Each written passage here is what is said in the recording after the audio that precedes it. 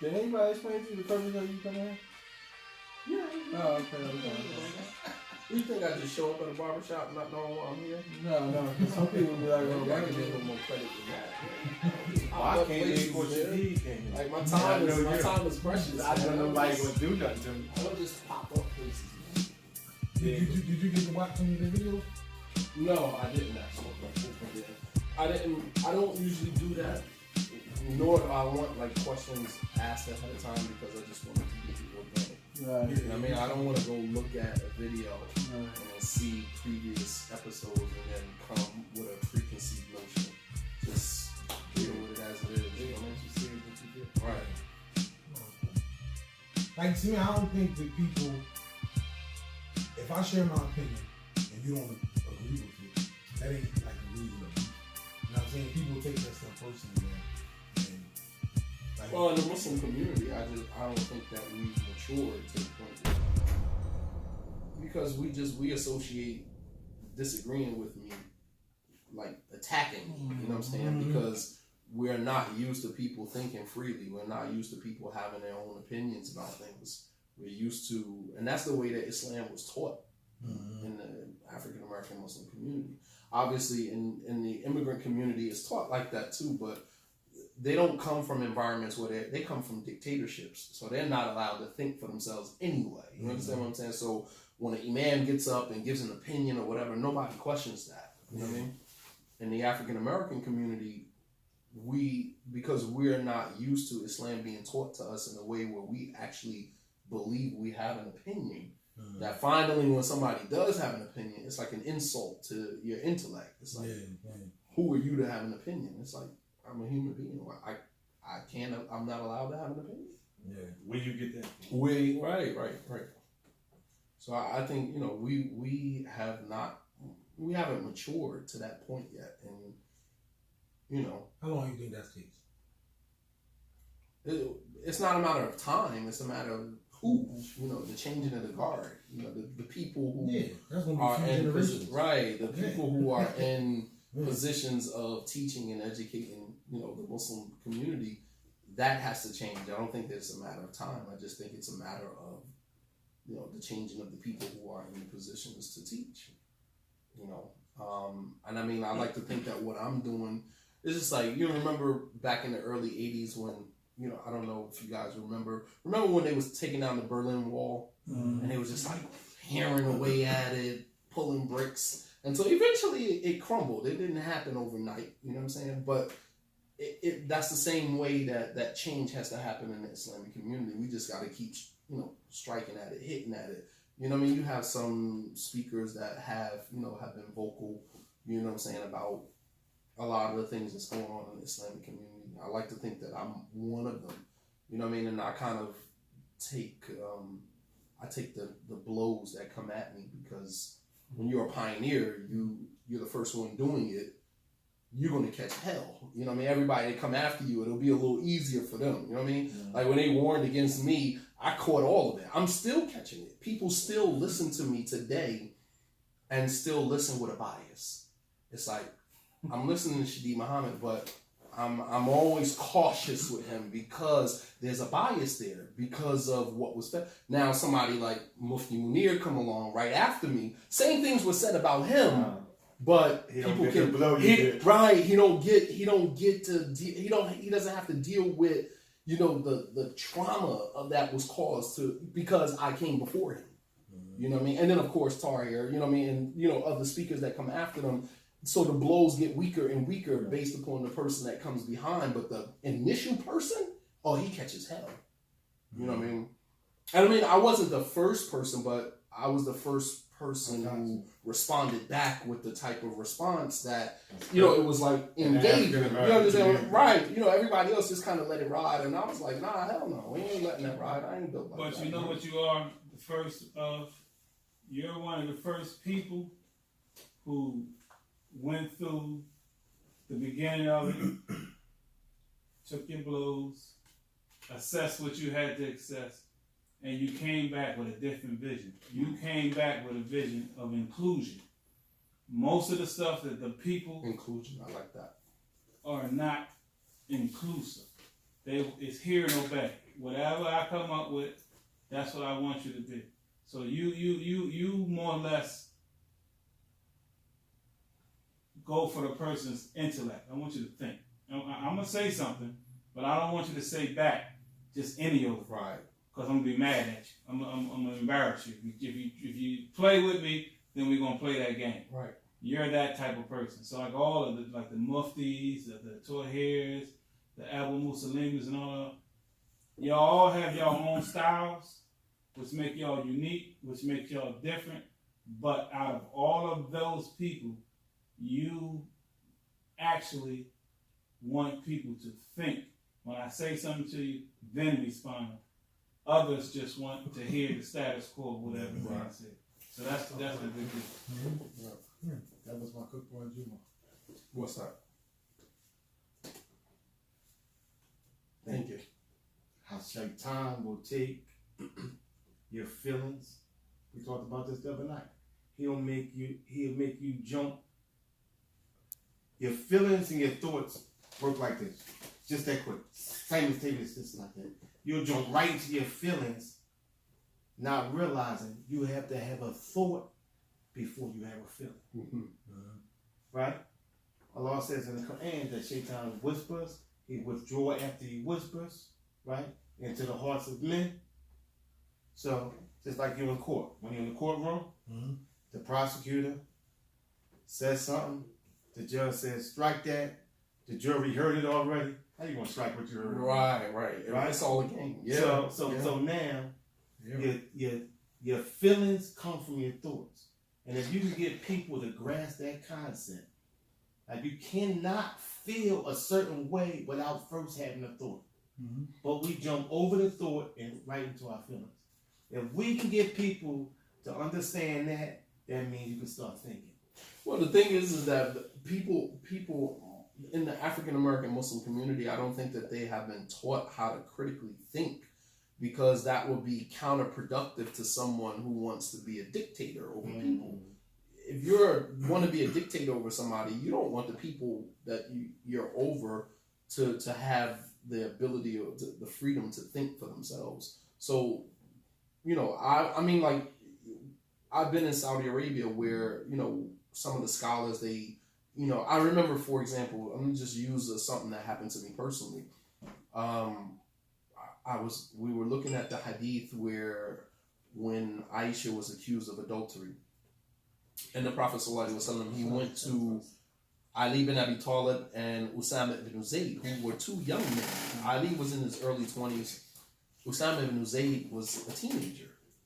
And I found it strange, like, why would a grown man, the Prophet ﷺ is well into his 50s, why would he go to someone who's 20-something years old and then a teenager for advice about what he should do with his wife? For me, we grew up in America, so our school system is designed to make us think. At least it's supposed to critically analyze and think. Whereas the way Saudi Arabia, the educational system in Saudi Arabia is not set up like that. It's not designed for people to, because it's a dictatorship. So it's a monarchy. So people are not allowed to think for themselves. So the way their educational system is set up, they have to just take the information as it is. Wow. And this is why the emphasis is on memorization. If you memorize something, that is the sole criteria for passing. I went to school with dudes from Syria and other places who would be absent. The bare minimum, the maximum amount of days that you're allowed to be absent in a semester, they would be absent plus more. And then they would show up the day of the exam, take the curriculum out in the hallway, memorize the entire curriculum, and get Mumtaz. Mumtaz, which is the highest grades, excellent mark, A+. Meanwhile, I'm sitting here with the curriculum the entire semester, fumbling over words and going back to the dictionary and trying to figure it all out and make sense of it. And, I get a B or B+. You understand what I'm saying? Because the sole criteria for, excelling academically there is not critical thinking. It's memorization. If you memorize, you pass. All right, that being the case, when you think about, so I went to a particular scholar, and I'm not going to mention his name, but we all know who he is. I went to this particular scholar, just being a young student, just, fond of the scholars. And I go and I say, what is the wisdom of the Prophet going to these two instead of going to like some of the elder companions? Why didn't he go to Abu Bakr? Why didn't he go to Abdurrahman ibn Auf? Why didn't he go to some of the Sahaba that was of his caliber, his age bracket? Why go to a 20-something-year-old and a teenager? And the sheikh looked at me and he said, there's no wisdom in that. There's no wisdom in that. And I'm like, I said, but don't you think? And he's like shutting me up. Like, who am I to challenge him? Who am I to ask him any further after he's already told me? And it just didn't sit right with me. I mean, like, I'm a seeker of knowledge, so it doesn't matter where I am. I'm going to get to the bottom of it if I can, if there's a possibility. So I went to another sheikh. And I said, ran the whole scenario down. And the sheikh said to me, he said, well, the reason why the Prophet went to those two instead of the elders, he said, number one, Abu Bakr was Aisha's father. So that would have been a conflict of interest. How do you go to the woman's father and ask her, what should I do with your daughter? As a conflict of interest. So that cancels out Abu Bakr. He didn't go to Abdurrahman ibn Auf and some of the many of the eldest companions because he wanted to keep his family business in his family. Ali was raised in his home, so was Usama ibn Zayd. These were young boys that grew up in his home and knew Aisha, and I was like, that's it. Now I get it. But the point I'm making is that had I not ask the question, went further, had I stopped with the first thing that the sheikh said to me and just took that on the chin like the average person would have, I would have never arrived at that position. You understand? And that is why it's important, to engage folks, engage Muslims in a way where they can critically analyze the material. I teach a course on Saturday and Sunday called How to Get Married and Divorced in 10 weeks. 10-week course, private course that I teach. And with the students that, I'm engaging, when we go through the text, we have something that's called text-to-world connections. As an educator, as a teacher, there's something called text-to-self connection, text-to-text connection, and text-to-world connection. What it means is that, like, for example, text-to-self. When you read a book, right? When you read a book, you look at that material and you say, how does that relate to me? It's called text-to-self. How does that... Because if you can't find relevance in what you're reading, then it's a waste of time. You understand what I'm saying? Text-to-self connection. How does that connect to you?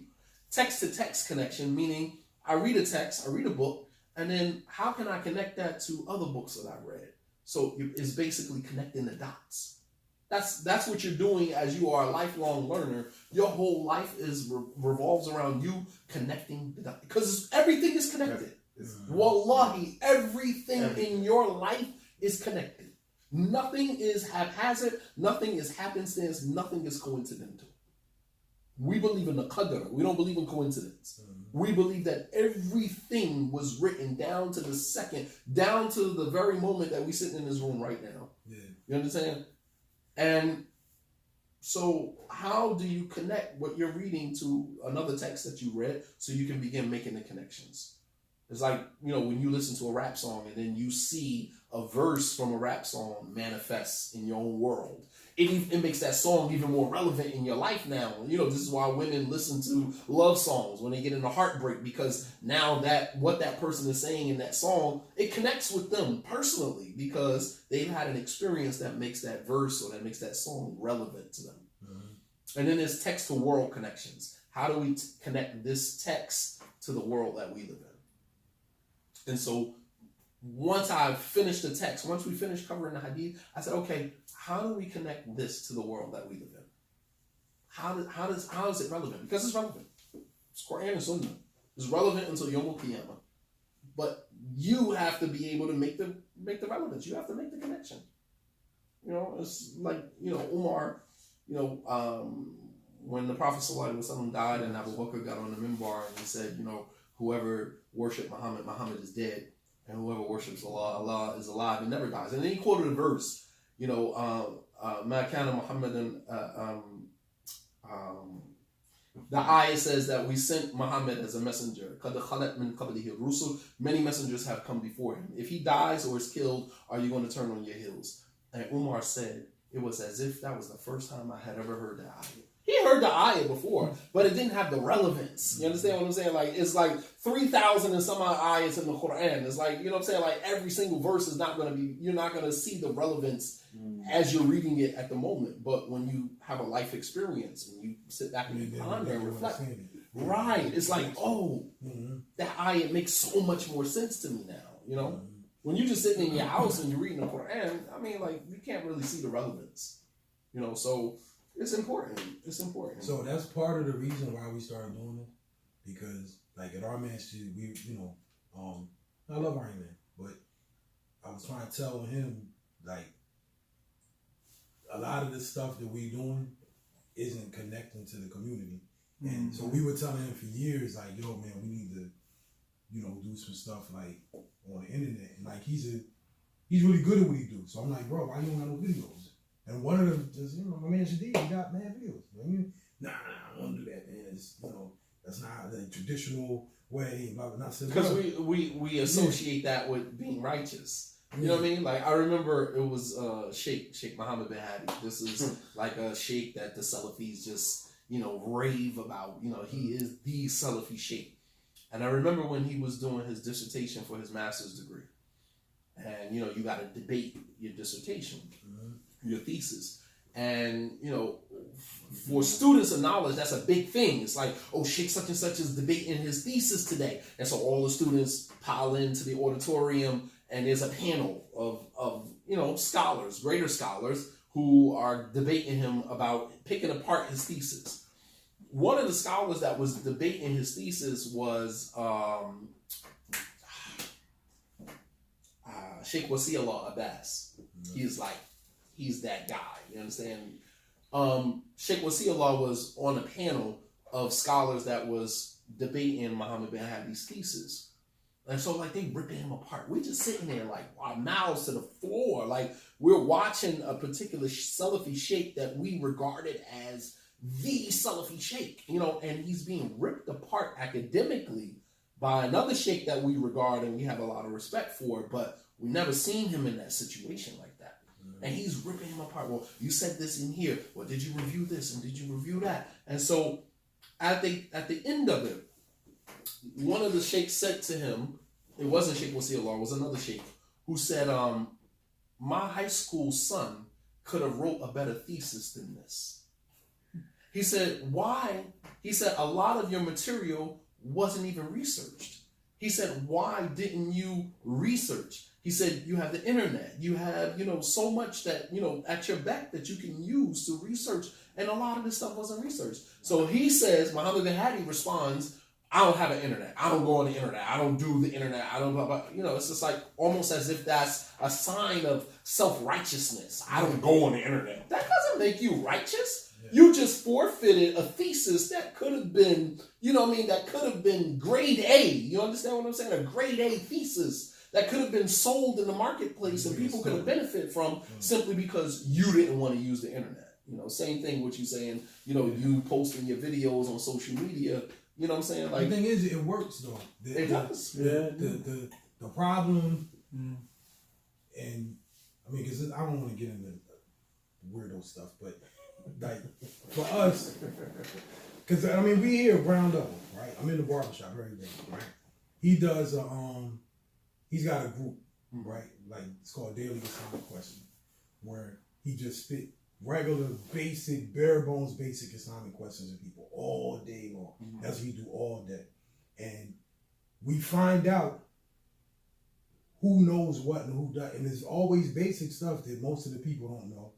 It's basic, thick rules that people don't know. Right. Now, to be honest with you, we got a divide in our community. So we got the Sufis and the Salafis, and you know, I pick this side, you pick that. Like, everybody know where I stand with stuff, right? Right. Everybody know where you stand. Everybody know where, like, it's always that. And then, for us, we're looking at everything like, yo, we on ground level talking to people. They don't know what the hell, which way is up. Yeah. You know what I mean? They don't know which way is up. Right. Very small, little, like, things that you would think everybody would know, they don't know, but yet we're choosing sides here. Right. Yeah. And my thing is, you know, I don't have to debate you or him about what you believe and all that's when you want to know, right?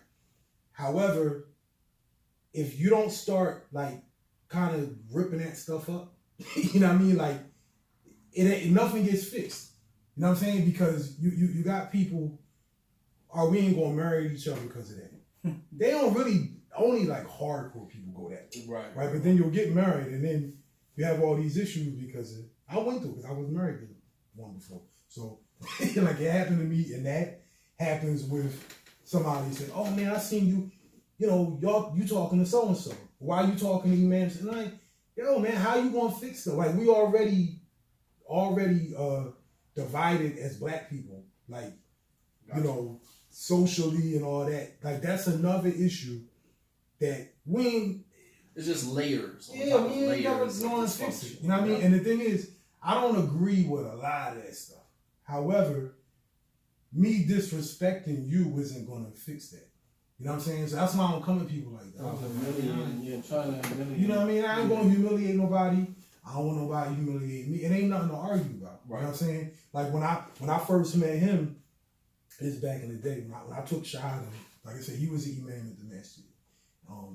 And I was in one masjid and somebody said, "Man, you're going over there, you praying with them Sufis." And I'm like, well, you know what I mean? I went from one place, end up at this place, then end up at that place. Right. I go to another joint, they got books in the trash that you don't take. And I'm like, yo, this is a mess. And so when it was one day, me and him, he works here with me, he working this year, right? So we in here cutting. Remember that day that girl was in here? Mm-hmm. And it was a young sister. She came in and, I mean, everything but niqab, all black, whole nine. And she was telling the other sister what masjid not to go to.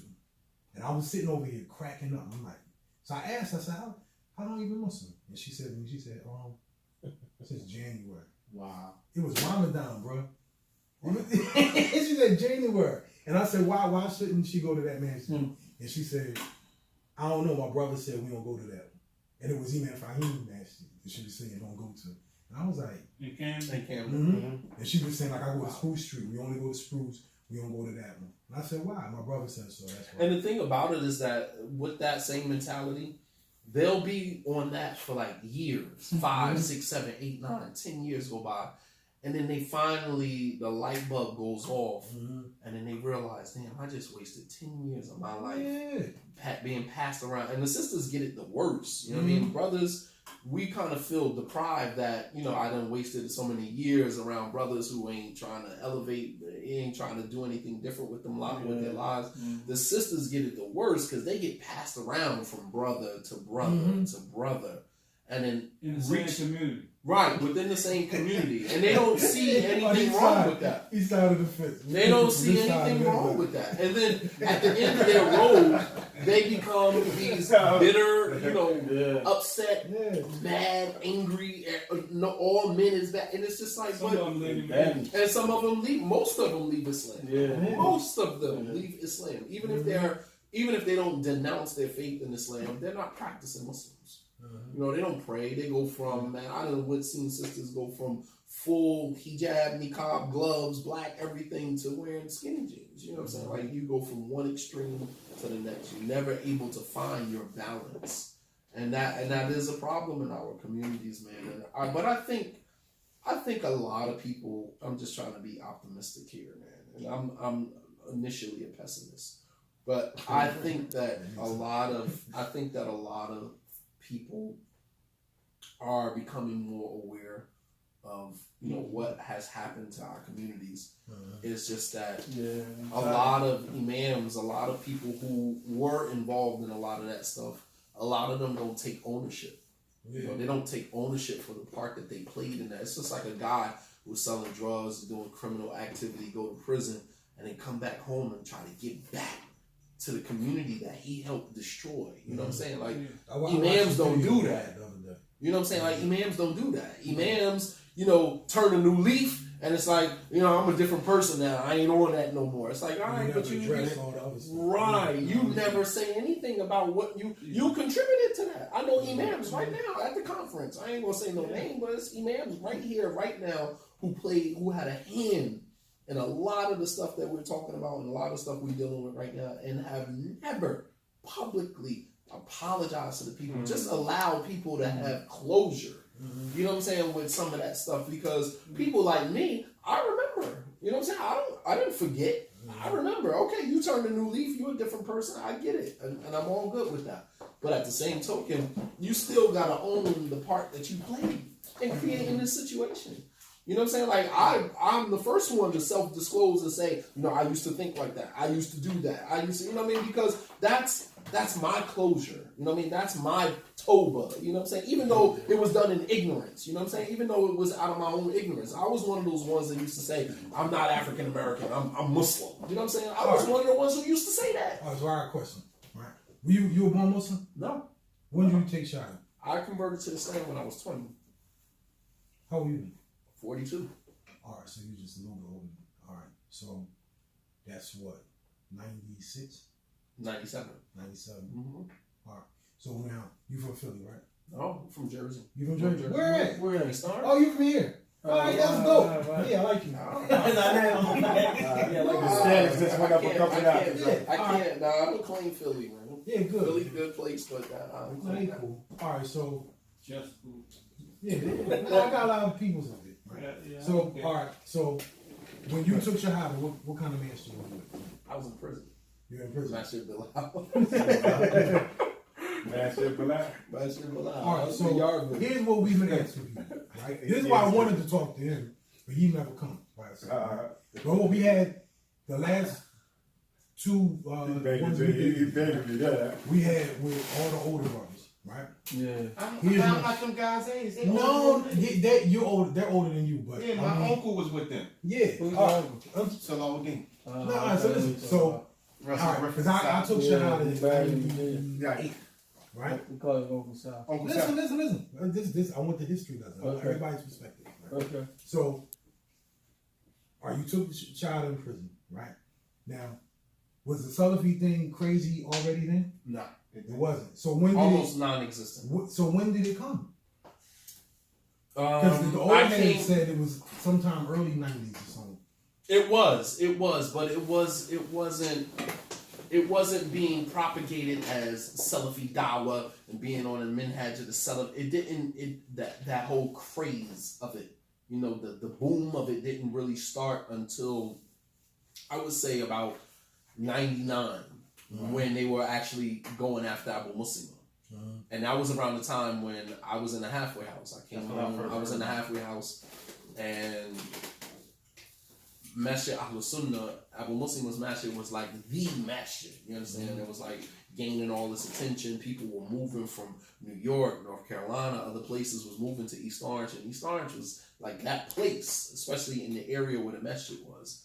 And so when I was in the halfway house, I was a barber, so I used to work at the barbershop, and I had a car. I wasn't supposed to have one, but I had one anyway. And I used to drive up to the masjid and go pray.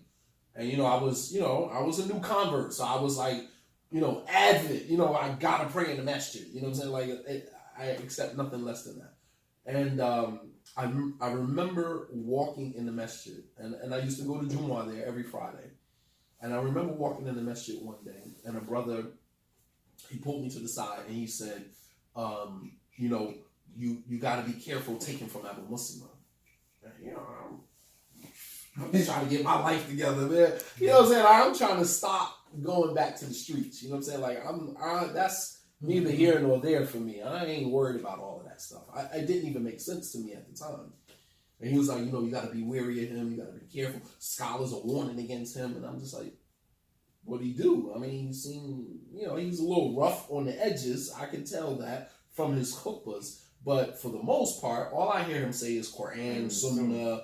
I hear him quoting ayats. I hear him quoting hadith. So, for what little bit I could grasp, it seemed like he was doing the right thing. So I'm like, well, what's the problem? Oh, he said some things about the scholars and blah, blah, blah, blah, blah. And then you know, that's when all hell just started breaking loose. People started disappearing. You didn't see people no more. And that was around 99. That was around 99. You know what I'm saying? And once, you know, there was a tape, Sheikh Yahya Hujuri, who's now being warned against by the same Salafi scholars. But at that time, he was like that guy. He came right behind Sheikh Mukbil, and he did a tape warning against Abu Muslim. When that tape got from Yemen back to America, that's when it was like everything just started crumbling, you know. And then you started hearing the word Salafi, the Salafi minhaj, and he ain't on the minhaj. And, you know what I'm saying? I'm not saying that the term Salafi wasn't used before then. It probably was. But the nostalgia wasn't there. You know what I'm saying? Like, it was there then. 99, 2000, that was it. You know what I mean? And, you know, alhamdulillah, for me, I was on my way out the door because I got accepted to the Islamic University. So I kind of got pulled right as that was kind of ripping apart. And I left. How long were you going for? I was going for 6.5 years, almost 7 years. All right, so now. But I still came back every summer, so I saw the process. I saw the changing of the guards. I saw people stop going to Ahl Sunnah, and then that's when Masjid Rahma was formed. And at the time, this was before Abu Wais even became the Imam, rahmatullahi alayhi, a brother by the name of Abdul Mutakabbir, who's, you know, trying to create a name for himself now, but then he was just like the kind of default Imam as Masjid Rahma was getting established. And then they kind of reached out to Abu Wais and they pulled him in. And then that's when it kind of just like, it took off around 2003.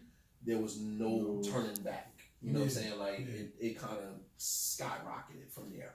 Because now they had a central location and now they had an Imam who was going to validate all of that. And Abu Wais came and just kind of put the icing all on the cake. You know what I mean? And from there, it was like, you gotta call yourself Salafi at that point. You know what I mean? Like, a matter of fact, I was an advocate of that thought process. You had to call yourself Salafi. I mean, it was sad because it was a time when I would enter into Mesh and see a guy who didn't have a thobe on, and I'd be looking at him like, you're not even a real Muslim.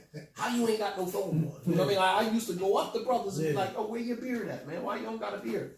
You know what I mean? Like, the same person I am now, just imagine me of that type of thinking. You know what I'm saying? Just real boisterous, real arrogant, real, just forthright, you know what I mean? Like, with no hikmah, no wisdom, no knowledge, no respect for elders, no nothing. You understand? What changed that way of thinking? I mean, like, you get older. I think one of the things that kind of helps brothers transition out of that is children. Right, I remember TV was haram. Can I just say this? TV was haram. Like, I never had a TV. I married my wife. She was listening to music, TV, not just a regular Muslim. Right. You know what I'm saying? Like, came into my house. I'm like, I had the stereo in my living room. I'm like, this stereo is for Quran only. Do not listen to any music on my stereo. I had no TV. She's like, you don't got a TV? I'm like, TV for what? TV is haram. Why are you watching TV? You know what I mean? Like, I was literally, I literally make dua for my wife. She literally tolerated me at my worst. You understand what I'm saying? And it wasn't until, I got to Saudi Arabia, probably as I was graduating from the Arabic language program, moving into the university. It was around 2003. My son, who's now 17, he was about 3 years old at that time. And, he was sitting around the house. And I think we were in the airport. Matter of fact, we were in JFK. We were on our way back to Saudi. And, they have the TV screens in the airport. And The Lion King came on, advertisement for The Lion King. And my son, he's looking at it and he's like, I want to see Lion King. And, and I'm just like, we don't even have a TV. You know what I'm saying? Like, and that was the first time I bought a TV in 2003. You know what I mean? And even then it was like, okay, just for the kid, you know what I mean? Because he was the only kid for the first 5 years of my life. And I think that when you start having children, you start to really look at the needs of your kids, and that really starts to soften you. You start to say, like, this is not really working for me. This approach to Islam, this hardcore, black and white, version of Islam, it's really not going to work for me. Well, it's a pace that you can't keep right. And keep in mind, I come from a family of criminals. You understand what I'm saying? My uncles, my father, you know what I'm saying? Like, they done been back and forth to prison my entire life. So for me, it was important that I make sure that I had a healthy experience with Islam. Because I didn't come from a Muslim family. You understand what I'm saying? Like, the first time I've never, all the years I've known you, right? This is the first time I've ever seen this man without his kids. I've never, ever. Stay at the hotel. I'm just saying. We dropped him off and said, Bilal, come on, we out. Yeah, man. Okay, but I'm just saying, y'all, this is the very first He told time me. He told that brother here. ever That's why we fell in love with him. been around this man and he ain't have his kids with him. I've never seen him. This is the first time ever. And keep in mind, I've been giving dawah since 2003. And I've seen imams in passing. I have never seen them with their children. Ever. Most of Never. them, Ever. I don't And that's not to put myself on a pedestal, but what I'm saying is that that puts you in a pedestal. what I'm saying is that for me, my relationship with my children, I had to make sure that they had a different experience. You know what I mean? I couldn't afford my kids having an unhealthy experience with Islam and then deciding to go back to Kufr. That was something that I wasn't willing to risk. So whatever changes I had to make to my life, and they were coming quickly because that was my first child. You know what I mean? Like, I was a new father. So, and I took parenting very serious. You know what I mean? So I'm just like, I got to do this right. I got to get this right the first time. You know what I mean? Like, with the second, third, fourth kid, you kind of get good at it. But with the first one, you're like, he's the blueprint. No. I got to get that right. And so I'm just like, I can't deprive this kid of that, man. You know what I mean? And it was like an internal conflict that I was going on inside of me. Like, I'm watching TV, it's haram. But then I'm like, all right, but it's for the kid. You know what I mean? He's watching cartoons. It's not that bad. And this is an internal war going on inside of me, man. And, eventually I just had to own the fact that, hey, I watch TV. You know what I mean? People are not going to like it. People, I invite people to my house. They come and they see the TV in the corner and it's like, Astaghfirullah, you got a TV? And I'm just like, yeah, but that's for my son, blah, blah, blah. Yeah, but it's haram. It's just like, no matter. So I'm like, all right, well, even if I got it for the kid, it's still haram. Yeah, it's haram. The scholars, they give you the whole rundown. And I'm just like, yeah, I understand that. Yeah, that's what that ain't going to work for me. You want one? You know what I mean? Want something to drink? Water.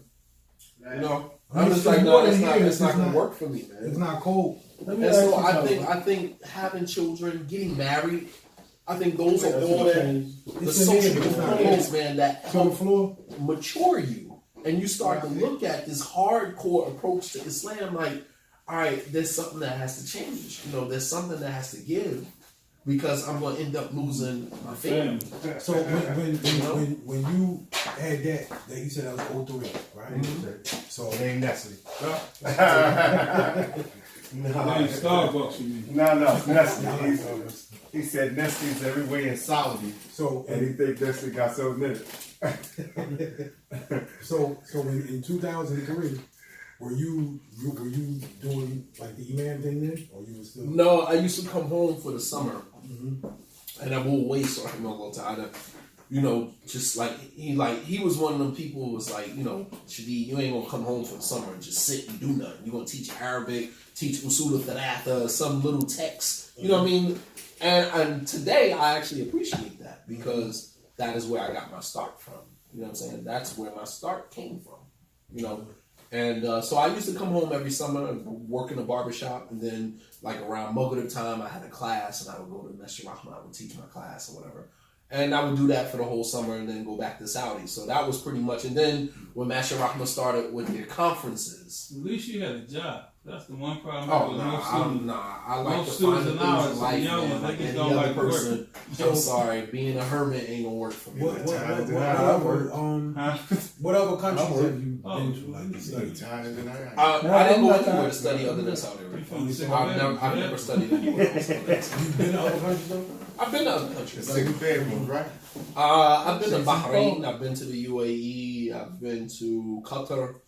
I've been all over the Arab world. I haven't been to Egypt, any of those places. I haven't been to Africa at all. I wanted to ask you, right? While you traveling, Do they have any idea, right, scholars in Saudi Arabia, of the plight of African American conditions here? Not at all. So why do people always Nor do they care. That's what I was gonna ask you now. Like, Well, one thing y'all need to know, like, he is one of the first students of knowledge who speaks about it, who I know I seen you speak about like it. listen to his the knowledge that he acquired, and he comes back and tries to teach our people, which a lot of the student knowledge don't like about him because they think he, the racist stuff and all that. But that's where that stuff comes They from. didn't ask him to come in by mistake. Yeah, for us, right? Yeah. And They I'm didn't ask him to honest. come to the barbershop by mistake. With us, with the scholars that we study from, right? One of the things that I respect about you is the fact that you think. You know what I'm saying? And I'll be honest with you, I don't mean no disrespect to none of the Salafi and Salafi community. But when I would listen to their people talk, I mean, like, it never sounded like it was coming from any intelligence. It always was just like, I got this script and I read it. You know what I mean? So, like, the thing that I've always had a problem with people, like I said, on our side of the fence, and then they just want to come and debate and argue for the rest. Like, and then it's like, well, bro, how you gonna? You can't have no dialogue then, because you just offend somebody. You know what I'm saying? So that's why I asked you, like it's like what? So when you go on, but so when because you do a lot of speaking tours and stuff, right? So I know because I've seen you on stages with people from both sides and stuff, right? So, like, how the conversations go? I'll just be fascinated. Like, so if you, let's say you're, I don't know, like he was on. Let's say stage with Yahya Ibrahim. Like Sheikh Yahya Rodis, you know him? Or I've heard the name before. He's the bomb. You would love him. Right? Yeah. But what I always, you met him when he came down. But like dudes like that, like I always when I'm thinking about the whole argument and all that, like I'm always thinking like, yo, if this person met that person and they sat down and had a conversation, how would it go? You know what I mean? Or that's why I asked you, like, what countries have you been to? Like when I used to see Yasser Qaldi start hanging with Hamza Yusuf and them, and I was like, yo, that's good. You know what I mean? Because then you have intelligent conversations happening. You know what I'm saying? And that's what I always was wondering, like if that happened, how much could come from that? Because it's not. I've never heard you speak. Cause I've been to khutbahs you've done and lectures. I watched a couple of videos and stuff, and I've never heard you sound like how I've heard other dudes sound. Yeah. I'm like, like damn, like you know what I mean? Yeah. Like, cause the way that I look at it, what did I tell you last night? Yeah, the way I look at things, like I have one imam, right? I have an imam that I talk to when he's my teacher in fiqh, he's my teacher in Aqeedah. He's not my teacher in tasawwuf. You know what I mean? Because he ain't the guy for that. Right. Then I have another teacher who just handles that. Yeah. Right. You know what I mean? Then I have another teacher, like my teacher in Sirah is him. Like I go to him just for Sirah. That's what he's good at. And then so once I learned to compartmentalize those things, like when I was younger, I came from the church and Catholic school and all that. We're used to having that one-stop shop thing where your pastor is all things to all people, right? And that's just not.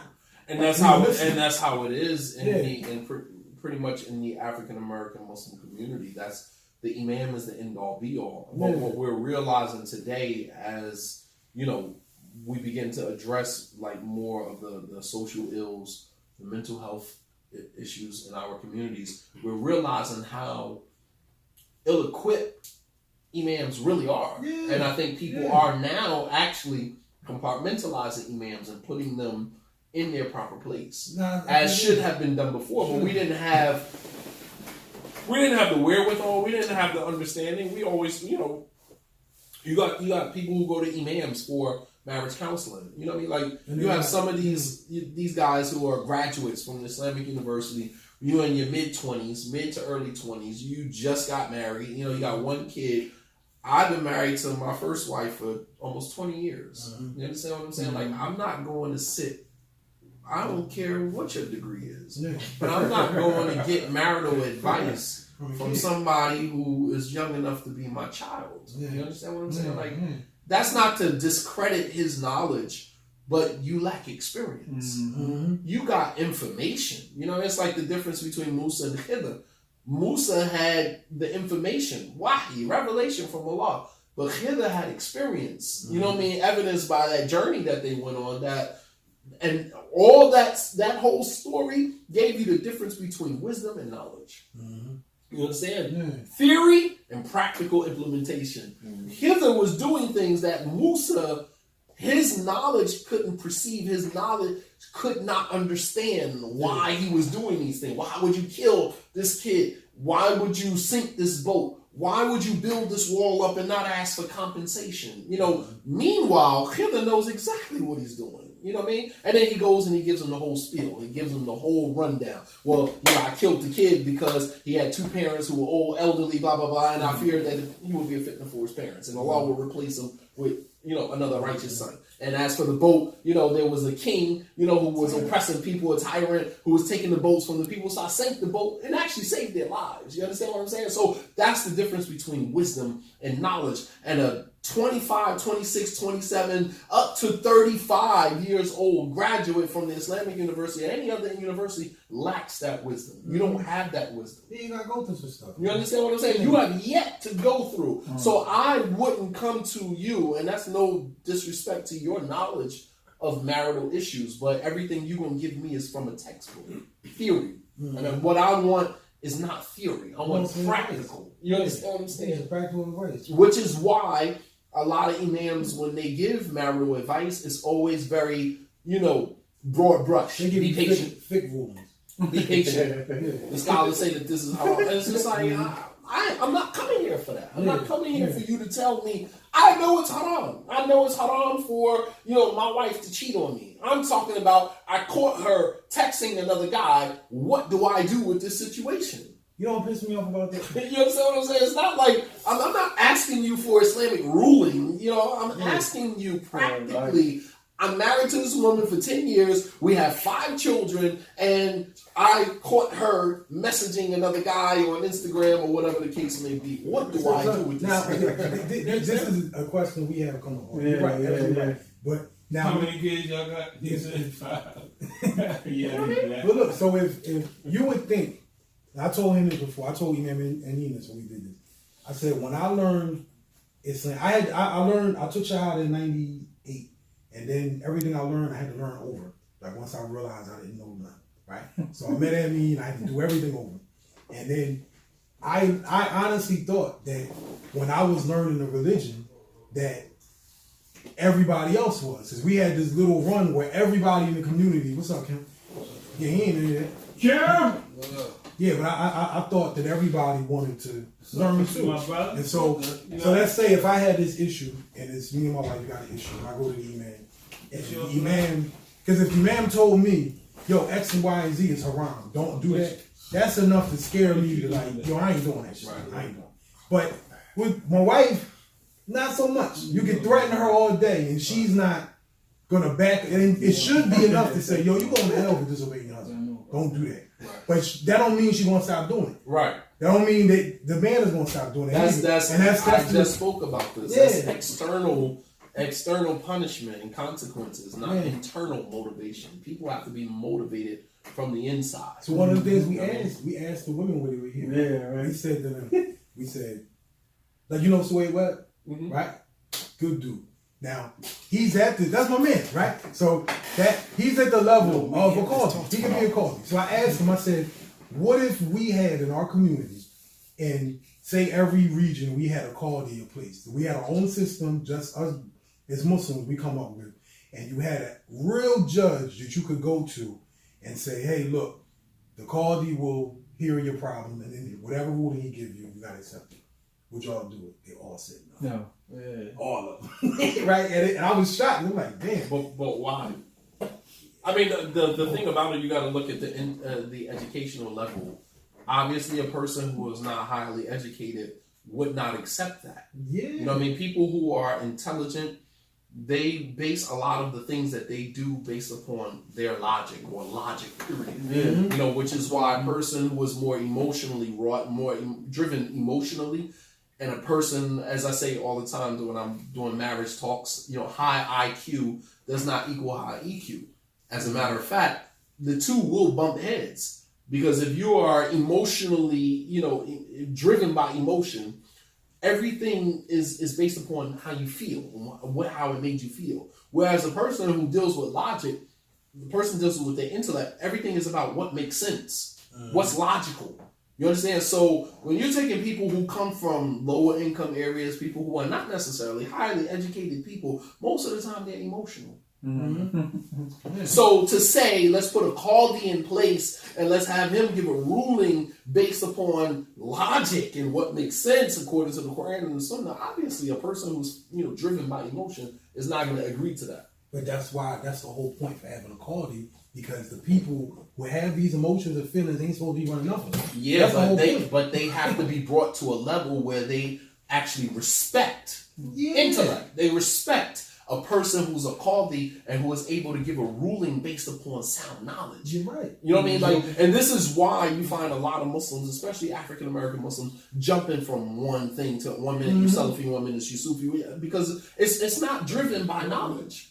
It's how you make me feel. I'm going to your masjid, and the moment you say something in your khutbah that rubs me the wrong way, I'm not going no more. I'm going here. They want to be entertained. Right, exactly. Exactly. So and this is what the Prophet ﷺ prophesied, that the desire would become the navigation. And, you know, he said that when you see people you find people following their desires. You know what I mean? You find people extremely stingy. You know, following their desires,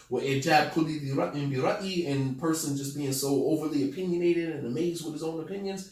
You know, didn't know that the final hour is near. And this is where we are. You got people, you know, follow their desire. You tell them clearly, Allah says in the Quran this, the Prophet ﷺ said that. It's like, yeah, whatever.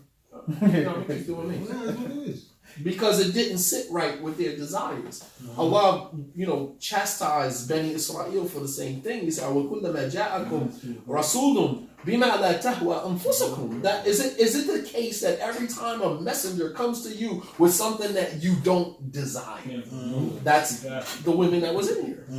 Is it the case that every time a messenger comes to you with something that you don't desire, you reject them, and some of them you kill them? Because that's usually the emotional response, right? The emotional response is to either just dismiss you or I'm going to kill you. You said something that offended me. You said something, even if it's logical, even if it makes sense, I'm going to kill you. Because I feel disrespected. I feel hurt. People do it all the time in their relationships. It's like, I just told you the truth. You know what I'm saying? If the shoe fits, buy an outfit to match. Why are you offended because I said something that is actually, I'm stating facts? They're going to find excuses even with that. They're going to be like, I didn't like how you said it. Right. Yeah, so it got to be a setting and a time when to say it. And it'll never be right. Nope. Allah says to Bani Israel, if we showed you every sign, you still not going to believe. Right? Because they're like, all right, show us a sign. Call on your Lord, show us a sign. Allah says, if we showed you every sign, you still not going to believe. Because your belief is not contingent upon what you see. The logic of what you see is based upon your desire. Yeah. I want to ask you this question, right? One of the questions that was asked that got a lot of flack was, and I want to hear your opinion on this. It was, CJ, you know what I'm talking about, right? It was, why is it that a woman will make a Muslim woman will make a man jump through hoops for like dowry, but the guy on the side don't get nothing, but he gets he don't pay anything, but he gets all the benefits. The girl is messing around with a dude that's not Muslim. Right. And just, you know, no headache, no nothing. But when a guy wants to, like, all right, I'll marry that girl, and then she's like, oh, yeah, I want a $10,000 dowry, and yeah, you know, what do you know? And then they're like, yo, but I know you've been messing around with whoever you mess around with. Yeah, but does that depreciate her value? Even if she was messing around. That's what the question was, right? Because for me, And for him, because if you decided to marry her, then that's your choice. You can't say, all right, well, I know you was messing with this dude, so therefore your dowry, you don't deserve $10,000 no, as it's a not dowry. that. But the thing is, right? Most of the so-called pious women or whatever, they're not putting a value on their dowry. Why does a dowry like that? That was what the question really is about. Like, why are y'all equating your worth to that number on the dowry? Like, and that's what they didn't understand. And they're like, but who's to say that they are? They were saying it. They were saying that yeah, this is what they're worth. Yes. Then they don't understand the concept of the dowry. The dowry is not a reflection of the woman's worth. Yeah. The dowry is just a gift that They the just want you woman. to say it because they listen to you. They like you. Yeah. They don't like that. They don't like that. They like you. Anything you say will fly. No, not everything. But the thing is that I understand something. I was raised by a single mother. You know what I'm saying? Yeah, I watch it. I was raised by a single mother, so there is a soft side that I have, for sisters in the community and what they're experiencing. Not to mention, I'm behind the scenes. I know the stuff that go on with these sisters. You know what I'm saying? I see pictures, images. You know what I mean? Like sisters getting beat up. I was just at a domestic violence fundraiser in North Carolina, and as we were walking into the hotel, what's up, boy? the sister had pictures of battered women, and she had a picture of a sister's arm, and she said that picture of the arm, it had stitches going all the way down the arm. Wow. And she said that picture of that arm was a friend of mine. She said her husband grabbed her arm, put it behind her back, and bent it so far back that the bone popped out of the arm. She had to get 100 stitches on the outside, 100 stitches on the inside. So I'm saying, Someone beat now? yeah, her husband. So what I'm saying is that I am privy to a lot of things that the average brother is not privy to. So when I come out the gate swinging, at the brothers for how they treating these women, it's because I'm privy to some stuff that some of the brothers either are not aware of or don't care to be aware of. I don't have that luxury. I don't have the luxury to see sisters in the community being battered and just sit back and say that's not our problem. You know what I mean? Like, I don't have that luxury. That's the problem. They feel like that it's not getting addressed enough, and you addressing all of those issues. That's why they lean towards you more, because they feel like a lot of the imams in that location aren't addressing these issues. they're They not. just like They're not. just have As I said before, like we're afraid to friends. be. They're friends. No, we're afraid to be women sympathizers. He sympathizes with the women. Yeah. It's like we got an angle. He trying to get with the women. It's like I can only marry 4. So even after I get all my slots filled, if I still preach about the women's issues, does that still make me thirsty for women? Yeah, it do. You know why? This is how it comes off to us. I'm being honest. Man, this nigga simple. You know what I'm saying? So you might slide because I've been there. I had 3 wives. You know what I'm saying? And not that that's what I did. I didn't. But I know people that have been in positions, and that's what the women think. They think like, okay, you just trying to fill your slots, and you're gonna keep one open, so you can keep one interchanging, and like they think that now. Yeah, but I haven't. I haven't. I mean, the fact of the matter is that even if I was interested, and I mean, I have multiple wives. I mean, and I've had multiple wives for years. Yeah. And even if I was interested, I wouldn't select from that pool because you can't marry a patient. You understand what I'm saying? Like, if you're a doctor, you can't have a woman come in and she got chlamydia. You treat her for the chlamydia, and the next thing you dating her. Like, I mean, it doesn't make sense. They don't see that those mental illnesses are illnesses. They don't feel that. Yeah. They just think their feelings are hurt. But to the dowry point, a woman can ask for whatever she wants. Absolutely. When a man goes to the table, it's about whether or not you're going to negotiate with that. You know what I'm saying? Like, I don't understand why that's even an argument. A woman can ask for $20,000. It's not my place to say you don't deserve $20,000. Yeah, nobody's saying that. They're saying, I know that you've been smutting around with this person or that person. You've been sleeping with this, and I don't think you're worth $20,000. That's not my place. It started as a Facebook argument. Right. So how it happened, the women were always saying that. the men is saying, no, we ain't going for that crap. And then they're complaining later because the men is like, nah, we ain't doing it. And they're like, why? And then the men is telling them, this is why. This is why. You've been smutting. Look at your Facebook profile. Look at the pictures you're doing. Like, yeah, but that's if not. you forgive them, you forgive them. But that's not a reason to say that a woman is not worth $10,000. No, it's not. I mean, just think about the implication of that. If a girl posts pictures of herself on Facebook, on Instagram, whatever. No, I think it's more like what I'm getting out of it. Yeah, all right, I'll give you $20,000. That's cool. Can you cook? Can you do this? Can you do that? Can you teach my children Korean? Yeah, that's what one brother said to me. But understand what I'm saying. Mm-hmm. If a woman says, I want $20,000 for a dowry, you have an option to either say, you know what, I'll give you that, or no, I'm not going to give you that. Most cases, no. Yeah. No. Doing it. Yeah. All right, whether or not she's worth the $20,000 or not, that is not even a discussion for anybody to have, because I agree. none of us are innocent. Yeah, I agree. You know what I mean? And what the thing about the sister is different from the brother, since we're on this topic. Let me loosen up a little bit. The thing about this is the difference between the brothers and the sisters is that the sisters, they are who they are. One minute you see a picture with niqab and jilbab, and the next minute she got hair out, whatever.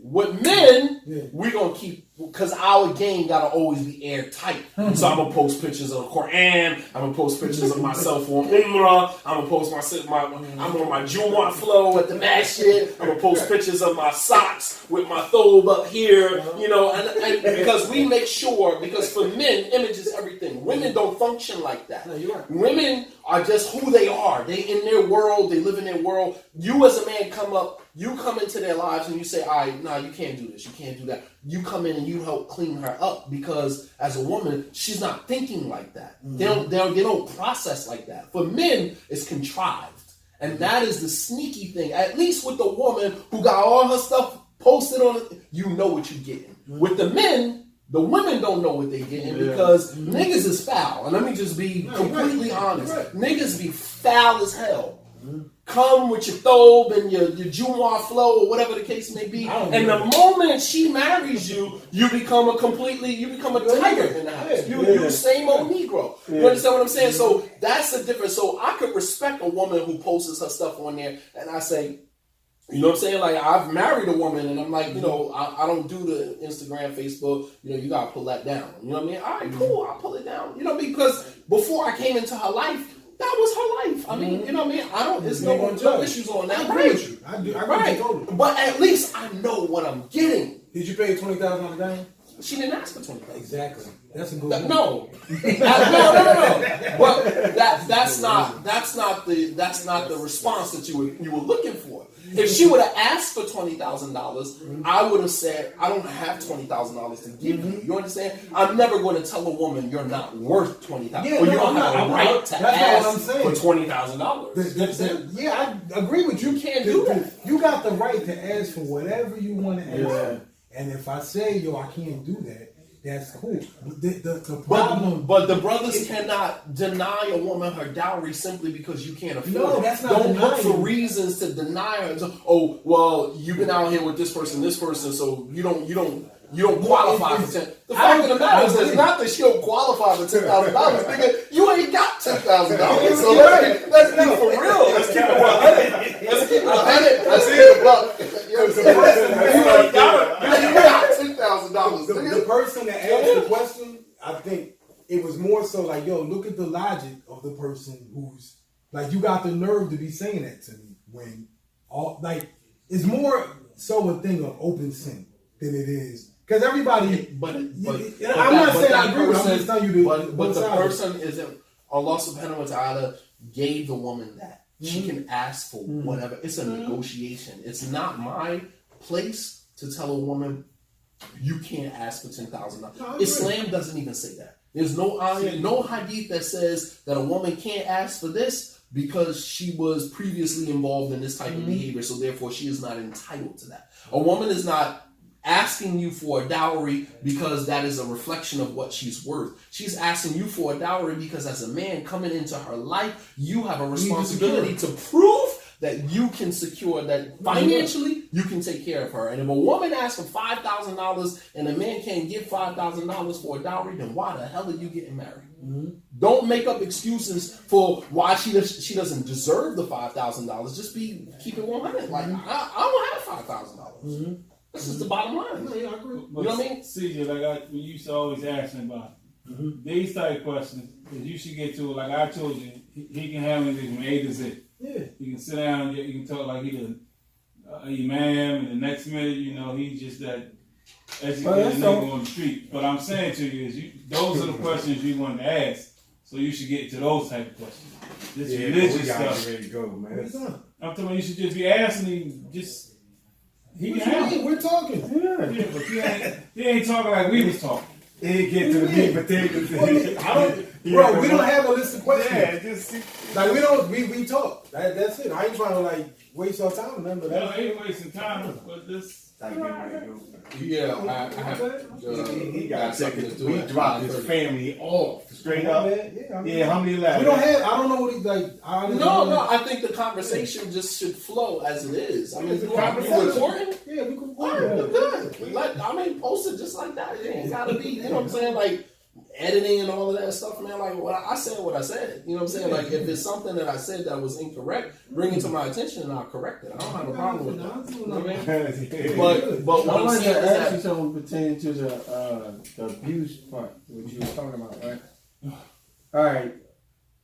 You know that the excuse would be using the ayah in Quran where it's permissible to beat the woman. And they overlook the sunnah of the Prophet said something, knowing that the Prophet said something never ever put his hand on anyone. But even men that put their hands on their wives, they're not doing it because they're following the Quran. You know what I mean? Like they're not doing it because they're doing it for other reasons, because they saw their moms beat, because they were exposed to abuse, because they've used abuse before and have gotten away with it. They abuse has shown them in their lives that this is how you get doors open. So I've used it and I've gotten my, what I needed, so I'm going to continue using it. You know what I'm saying? Men are not using, so we can't justify that. A man is not using the verse in the Quran that says "Fadribuhunna" to strike them lightly. You know what I'm saying? They're not using that as a justification for beating these women.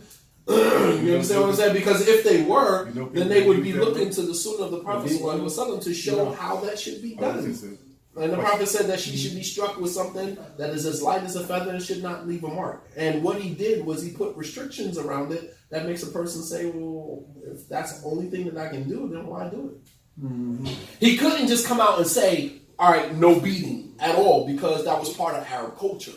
And when you're trying to change culture, you can't do that cold turkey, which is why, the ayats dealing with banning khamr, of alcohol. Mm-hmm. It was 3-4 ayats, and the final ayat that prohibited it wasn't revealed until 18 years later. Now it's crazy you say that, because some people would say, even with that, just on that topic, that listen, can I use that 3-step too? To some degree, you can. I mean, even with the hijab. The ayat of hijab was revealed in the 5th year after Hijrah. That means that there was an 18-year span from the time that Jibreel said to the Prophet Sallallahu all the way up until the ayat was revealed. That was an 18-year span. So now, how does that play out in our day and time today? When a sister takes shahada, and immediately we give her a hijab. Why can't we use that same process, that intermittent process of revelation? You know why I can't? Why? Because nobody studies the seerah. Me and him, we tell this all the time. Somebody take the shahada, right? Mm-hmm. And then you just give them a Quran, and you give them some salat, and that's it. And I had to tell my man, like, I agree. Yeah, I didn't know. I never understood the Quran until I read the seerah. So I keep reading the seerah. Like, we need to make that a part of everything, man. Yeah, you gotta. If you don't read seerah, you don't understand how the Quran applies to life. You don't know. And you never develop any love for Rasulullah if you don't read seerah. You need to know his life. I mean, you have to know how Islam. You have to know how Islam developed. You understand? So we can take that blueprint and. I mean, like, we're even more in need of that blueprint today than they were at that time. That's why I was. You're talking about converts, people who left Christianity 1 minute you're a Christian, and in the very next second you're taking your shahada, and we're superimposing on you a dress and defining your Islam by that dress. So now she's not a good Muslim because she doesn't wear hijab. You gotta be kidding me. But a hijab is a religious obligation. It is. Yeah, just like everything else in Islam. Yeah. Is there anything in Islam that's not a religious obligation? Everything in our religion is a religious obligation. That obligation could be mandatory, it could be supererogatory, it's still an obligation, it's still something that is required of you. Yeah, but please tell me one scholar or one ayah from the Quran or one hadith or one ijma', one consensus of the scholars that says that not wearing hijab is a major sin. Or punishable. Right. Right. It's not one of the major sins. Yeah. So why do we treat it as such? We will condemn Because a sister. people care about their image. Right, You know image is what I mean? everything. And that's ignorance. It is very ignorant. It's very Image ignorant. is everything. Because those things, they end up pushing people out of the deen. Yes. Yeah, That's, you know, Yes. it's really it's corny, man. Yeah. And especially this is especially true with, women who, consider themselves beautiful and covering, I like to dress nice. So for me to come to Islam, I remember, I'd never forget it, I had on a pair of polo jeans. I was coming from the halfway house, coming to the masjid for Jumu'ah. I had a pair on construction tips, I had some polo jeans and some type of sweater on. I walk into the masjid. Brother walks over to me, he was like, yo, you got cut them jeans out. I was like, what? It's like, man, this is like $200 polo jeans. I ain't cutting nothing. He was like, sunnahs to put above the ankle, you gotta cut them out. I was like, yeah, whatever. You know what I'm saying? Like, whatever. Not even taking into consideration that I was a new convert. I was somebody like that companion who said to the Prophet ﷺ, there's some of us who like their thobe to be nice, their shoes to be nice. And the Prophet said, what did he say? He said that Allah is beautiful and he loves beauty. And he loves to see the traces of his ni'mah on his servant. You know what I'm saying? Like, I'm one of those people. So to tell me that I gotta wear a thobe every single day, and my thobe has to be yanked all the way up here, and I gotta wear some bolo shoes, and I'm sorry, that's not gonna work for me. Yeah, bro, I'll tell you. You understand? That's not gonna work for me. I don't wear thobes at all. I was on Umrah with a fitted hat to the back. Air Maxes. Yeah, I like walking on, and he was laughing at me. But the thing is that even the Prophet I see he didn't change. The Prophet didn't change his dress when he became the Prophet. Mm-hmm.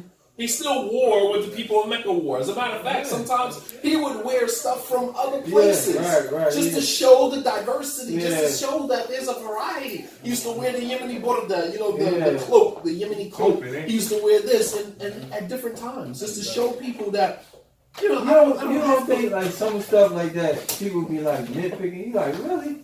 Come on, man. Why? Because they find something, and we all have a tendency of doing this. We find something that is easy for us to do, and then we go hard with it. We superimpose it on everybody because it's easy for you to do. Yeah. You know what I mean? And you got to take into consideration that everybody is on a different level. Yeah. A sister may never wear hijab. I wouldn't categorize a sister as a good Muslim or not a good Muslimah simply because she wears hijab or she doesn't wear hijab. That's not a gauge. You know what I think? Where a lot of people that go overseas, right, learn, is that they be over there for so long that when they come back, they forgot the reality of what's going on here. A lot of them get And culture shock. they make decisions based on as if they still over there and not being considerate of the condition of the people. And many of them weren't in tune with their culture before they came here. Because when you value your culture, when you understand your culture, when your parents have instilled in you cultural values, you don't do stuff like get cool with a brother, and then when you find out he divorced his wife, you turn around and you marry him. You understand what I'm saying? Like, I've seen stuff in the African American Muslim community that make your head spin. It's like, man, this got killed for doing shit like that. You understand what I'm saying? Like, you get, you know what I mean? Like, you get put in the back of a truck. You know what I'm saying? For doing some of the stuff that some of the brothers do. It's like, yo, I know a situation where a brother, he was inviting another brother and his wife over to the house or whatever the case may be. The sister is confiding in the other sister that she's having problems with her husband. And the sister goes back and confides in her husband. he's secretly passing messages to his wife to pass to her, telling her, asking for a khula, because if he grants you the khula, then I'll marry you, and you can be part of my family. And the sister ended up asking her husband for a divorce, and as soon as the period was over, the brother married her as his second wife. You know what I mean? This particular brother, who his wife did that, he showed up to the masjid one day, Masjid Ahl Sunnah. I was still going to Ahl Sunnah. Young brother had, from the projects in North, just took his shahada, man. He was down prison with me. And he came to the match, and I saw him fumbling with something underneath his belt. I'm like, what you got? He was like, man, when I see this dude, I'm going to murder him. I'm like, what? I'm like, no, you can't do that. And he was like, yo, Shadeed, this dude violated me, man. Like, I don't come from that. You know what I'm saying? I'm from the projects. I'm like, oh, slow down. What happened? He's like, yo, this dude was secretly confiding, using his wife to communicate with my, and this stuff is ubiquitous. This stuff goes on every day. Yeah. Dudes is just greasy Negroes. Yeah. You understand what I'm saying? Yeah. Same Salafi, Quran, and Sunnah, Sheikh said, same individuals. Yeah. Greasy, slimy Negroes. And, I had to talk him off the ledge. I'm like, nah, Sheikh, you can't do that, man. I mean, I had to use, street rules. Because you ain't going to talk him, Islam ain't going to talk him out of that. You know what I'm saying? You're talking about somebody who's getting ready to blow your brains out. You know what I'm saying? Like, he talking Quran and Sunnah ain't going to talk him off the ledge. Mm-hmm. And I had to just, at that moment, because I knew the brother was in the masjid. Yeah. You understand? He's in the masjid praying. I said, listen, going back to our days in Jahiliyyah, if a dude took a woman from you, she wasn't yours to be. He ain't raped her. You understand what I'm saying? Like, he ain't put no gun to her head. If a dude managed to take a woman away from you, she wasn't yours to begin with. I'm not afraid of somebody kicking it with my wife, because if she decided to leave me, she wasn't for me anyway. She wasn't mine. You can have her. If that's what you want, you can have her. And that's when he began to kind of like calm down. And he's like, you know what? I'm like, man, like, you just came home from prison. Like, you about to kill him over a woman who was going to probably ask you for $4, was going to probably end up divorced anyway. You understand what I'm saying? Like, it's not worth it. Well, she's going to be with another dude while you going to right, exactly. You're going to go to prison for the rest of your life. She's going to end up marrying somebody else anyway. Like, it's not worth it. You know what I mean? So, and I mean, I'm just saying, like, how, greasy, huh? You don't care, because you right here. We got a roll, man. What happened? That was at the conference grade fight, man. You saw me? You gotta be kidding. Yeah, man. Man. See what I'm saying? Negro stuff. No, the crazy. No, you want to hear the crazy one? It's our nigga. Excuse me. Talabine and Salafi. Security. The security grade fight. But go ahead, finger to it. I wanted to ask him, like, all right, from what you see in your observation, like, what could, like, curb some of that stuff? The Negro stuff? Yeah, man. Well, as I said in the interview on the night shift, man, what the Salafis have done is they have demoralized marriage. They have demoralized the brothers. What we are experiencing right now is the end result of all the nonsense that a lot of the brothers was fed sitting in a lot of them lectures in them circles. Right. Brothers weren't taught to be honorable and move in an honorable way. Brothers weren't taught to be respectful of themselves and respectful of, the cultural limits that, that find us as a people. They weren't taught that. They were taught Quran and Sunnah from a very narrow lens that gave them a pass to do whatever the hell they wanted to do, so as long as they could find something from the Quran and Sunnah to justify it. I mean, down to brothers marrying their cousins, man. You know what I think that comes from? It's like, what? You married who? Yeah. Married your cousin. How you marry your cousin? Oh, well, it's not haram. Everything is, it's not haram. That has become the gauge. As long as it's not haram. It's just like, a brother came to me and was like, oh, I want you to marry my daughter. But your daughter was married to my man. Like, nah. And I know he probably, if the shoe was on the other foot, he probably wouldn't, he wouldn't have spared me. You know what I'm saying? Like, it's all good. We play by a different set of rules. I wasn't raised like that. Yeah. You understand what I'm saying? He's like, yo, I want you to marry my daughter. I'm like, yeah, but your daughter was married to brother such and such. Yeah. And that's my man. And he was like, yeah, but, they ain't married anymore or whatever. And then the first thing he said was, it's not haram. So nah, it ain't haram, but it goes against my culture. It goes against our culture. We don't do that. Yeah. We don't do that. Because You don't marry the wife. But Even if he wasn't my friend, it was just somebody that I prayed next to in the the mix. argument would be that the deen is the culture.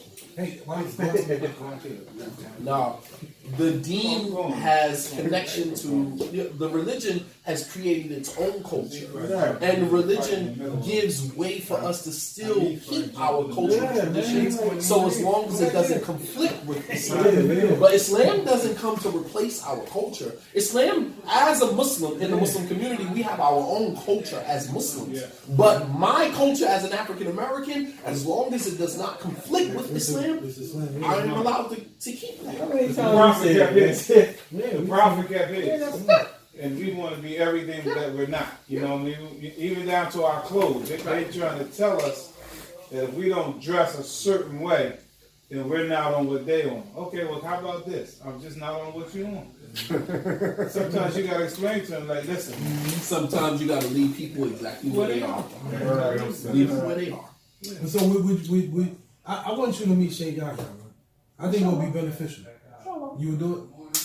I don't have a problem meeting with anybody. Do you consider yourself a Salafi? Not as an individual, as far as my Aqeedah, as far as my belief system, as far as my methodology and my approach to Islam, yes. So you consider what? So y'all call I, that? I don't call myself a Salafi. No, I don't mean it. I'm talking about. But if you talk about my ideology, you talk about my belief, So yes. So in creed, That's after a creed, right? if you want to call it that. I don't get into the lane. I'm just saying. So The prophet said, call yourself Muslim. no, I'm talking about that. I don't care about the labels. I'm talking about so did you study other creeds before? Yeah, of course. All of them? Yeah, we had a whole semester on different ideologies and In Medina? Yes. Yeah. They taught they teach Ash'ari Creed and Maturidi Creed. There were professors there that were Ash'ari. There was professors there that were Sufi. They got Ash'ari And creed? I never knew that. Yeah. Y'all didn't know that? I don't know that. Nah. Not all the professors in Islamic University are Salafi. No, I thought all Believe of it or them. not. One of No, the things not that they all. learned from in the school of Medina is Yeah, I don't know that. Yeah, I know they learned from that. Muad came to the masjid with the book from school. Yeah. I mean, he came with it. In the college of fiqh, in the college of fiqh, you'll find it a little bit more. I went to the college of hadith, so it was a little more rigid and strict as it relates to the Salafi creed. I would say 99.9% of the professors in the college of hadith were pure Salafi. Now I You got understand what I'm saying? hold you up. But the College of Sharia, of Islamic law, you'll find a different variety. Oh, like that's when they go to like the fuqaha. You got, but in the College of Hadith, nah, you wouldn't step foot in there unless you were. I mean, that was like yeah. Huh? No. All right, so Last one, we got. I'm sorry, man. This is a good conversation. Yeah, all right, right. so if you study both, right? What was it made you feel like?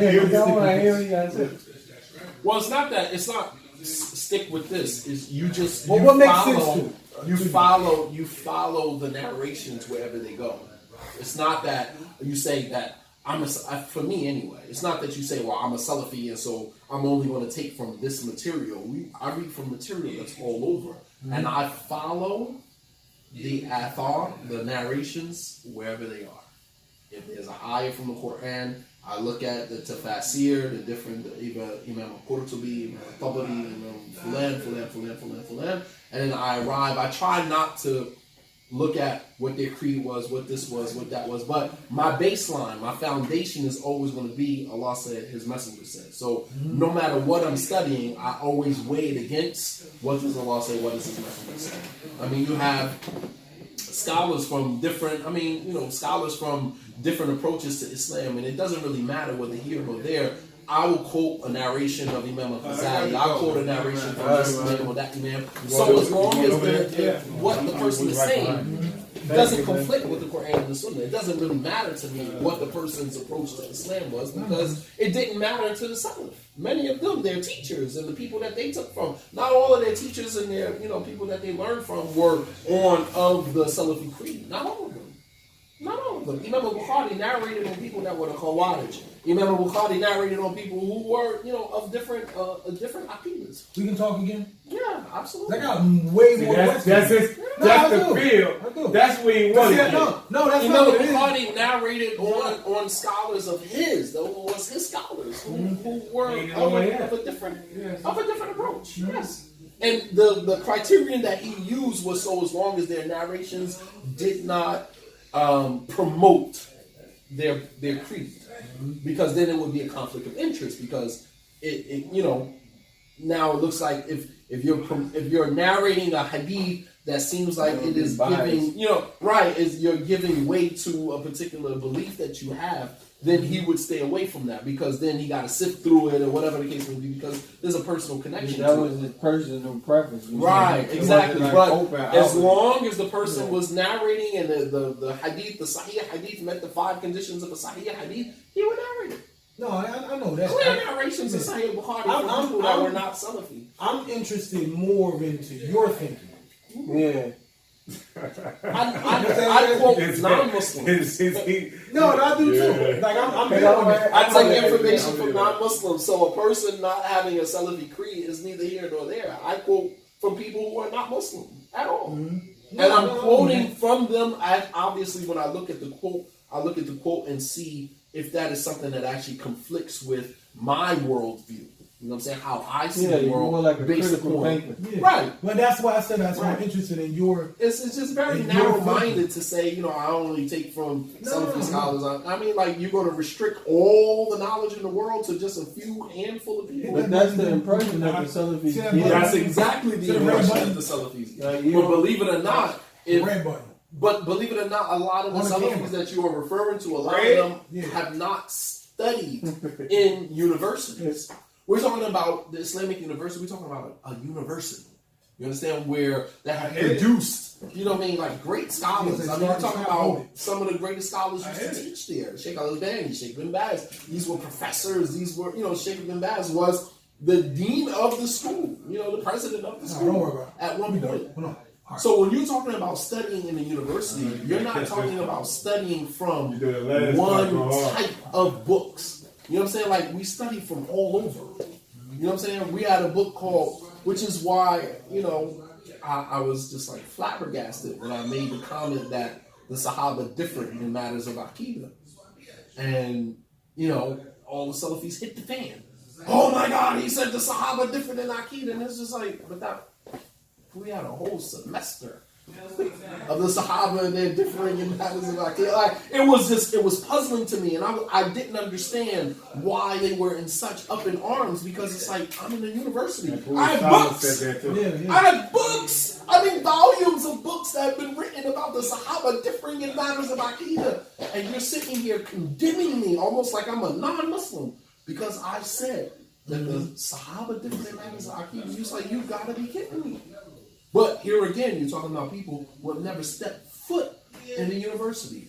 99.9% of the Salafis that are around here teaching people have never stepped foot in a secular university nor Islamic university. Many of them that teaching went through the Arabic program and never even finished. Don't get me to call out names. They didn't even finish the Arabic language program, which is a 2-year program, before you go into the college. Many of them didn't even finish the Arabic language program and are sitting, so you can only imagine how limited their knowledge and their understanding is.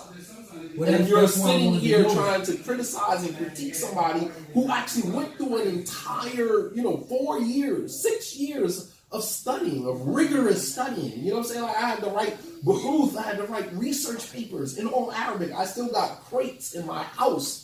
I have books that I've written in Arabic. Books that I never published. Sheikh Abdul Razak, Sheikh Abdul Muhsin's son, was supposed to help me with a book that I wrote on the hadith of fear Allah wherever you may be, follow up a bad deed with a good deed, and then wipe it away and treat people with. I wrote a whole entire book in Arabic on that hadith. What you wrote? Dissertation? No, it was just on my own free time. I just love to write. So Researching, the different components of the hadith. Here's why I asked that, right? See, for me, right, I'm not no scholar. I'm not even. Neither am I. However, I've finished books in fiqh, Aqeedah, but before I did all those things, I went to college, right? So you had a foundation. Yeah, so I like to learn. And I didn't go to college, I wanted a job. I went to college, I just wanted to learn. One of my favorite classes was ethics, philosophy, and logic, right? So when I took those classes, and then once later on, maybe 5-6 years later, when I started studying Aqeedah is all based on ethics, logic, and philosophy, right? So I understood it. Now, I can understand when I'm talking to Joe Blow on the street, and he doesn't really understand the principles of logic and stuff, why they're easy to go with one thing over another. This is why I asked you that, because I know if you understand the basics of logic and philosophy, and I'm just not criticizing you, it's just, how do you come to, because logically, some things don't make sense to me. You know what I'm saying? So and I don't know what you believe. But just because something doesn't, your logic can't be the standard. Your logic is not the gauge because no, you said there's something that something you don't, is simple. But just because you don't understand something doesn't mean that it's wrong. No, you're right about that. What I mean is this. Because there are limitations to our comprehension. We can't understand something 1 year, 5 years later, we understand it. No, what I mean is this. Something as simple as Allah exists and exists and He's the creator. Everything other than Allah is a creation of Allah. Right. Simple. That's Ash'ari Creed. Right? When we talk to people about that and they say, no, I don't believe that. I'm like, well, how not? You understand what I'm saying? Because there's a bias, because it's attached to a word or phrase that they associate. No, but they don't know how to do that. You're not talking about educated people. Yeah. You know what I'm saying? You're not talking to educated people. What's the basis of Ash'ari Creed? What do you mean? I don't know. But I'm saying Quran and the authentic narrations of the Prophet. So if it comes down to Allah, and of course the ijma of the no, I know the proofs. Yeah, that's the same in but that's the foundation. Yeah. So everything is weighed against that. So when someone brings a belief, the first thing that an Aqeedah or a Salafi would do is weigh that belief against what does Allah say, what does the Prophet ﷺ say, what did the Sahaba say. That now becomes the criterion by which we judge whether something is right or wrong. We don't. It's very seldom that there's room for logic in that because everything is already laid out for you. For example, if you say, "Where's Allah?" All right, you have some people who say Allah is everywhere. Allah is in this room right here with us right now. You have some people who believe that. You believe that? That Allah subhanahu wa ta'ala is in this room right now? Of course not. Okay. But the thing is that, all right, so when a person says Allah is everywhere, all right, first thing I'm going to do is go to the Quran and say, well, where did Allah say He was? Because if there's anyone that can articulate where He is better than anyone else, is God. He knows exactly how to. He says in the Quran, وَعَلَّمَهُ بِيَانٍ. He's the one who taught the human being articulation.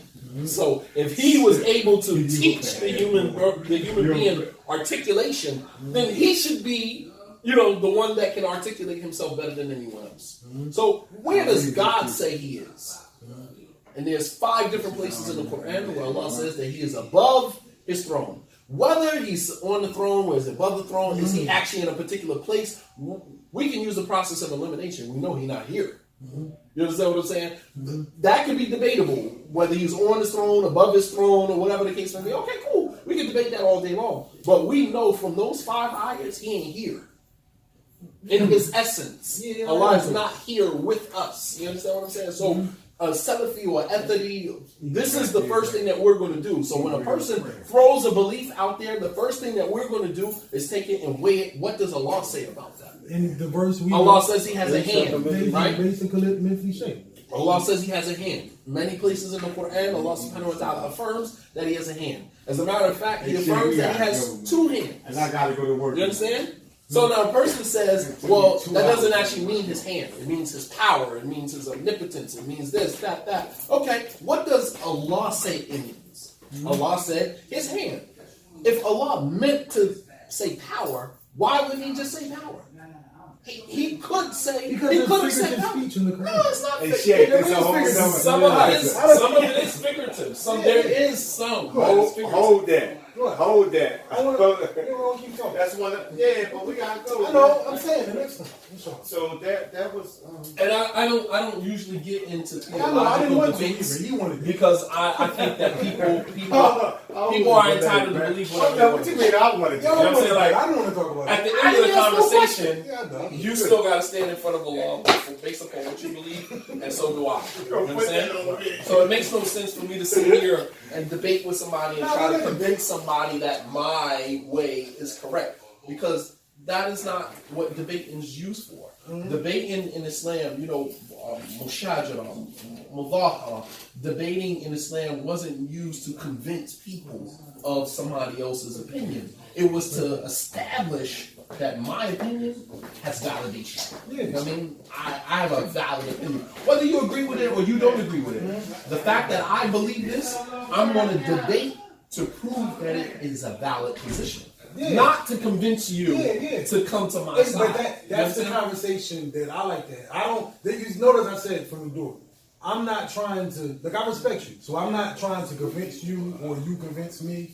I just want to know the thinking. Right. That's what I'm the process behind it. Because here's what happens, and that's why we record this. Because then the person watching, they get to make their own decision. Right. You see what I'm saying? And on top of that, like, I'm telling you, the first thing somebody said, I've only told 2 people that we was going to talk to. One of the 2 people. What do you want to talk to me for? Why not? You see what I'm saying? Like, it's not like I would hope that it almost becomes like a Christian thing. Like, don't talk to this person. He's gonna try to convert you. You know, it's not, first of all, I don't have those types of conversations. We gotta get the step. I don't have conversations with people. You know. Thank you for everything, man. I appreciate it. Beautiful talk, man. You ain't saying much, but listen, your presence was here. Assalamualaikum. Thank you, man. All right. Thanks, brother. Tag me in once you post it. Tag me, inshallah. And I said to you, I'll shout you out. I said I ain't gonna say I'm coming. I said, but I ain't gonna say I ain't coming either. Come on, man. Yeah. Man, I was together this afternoon.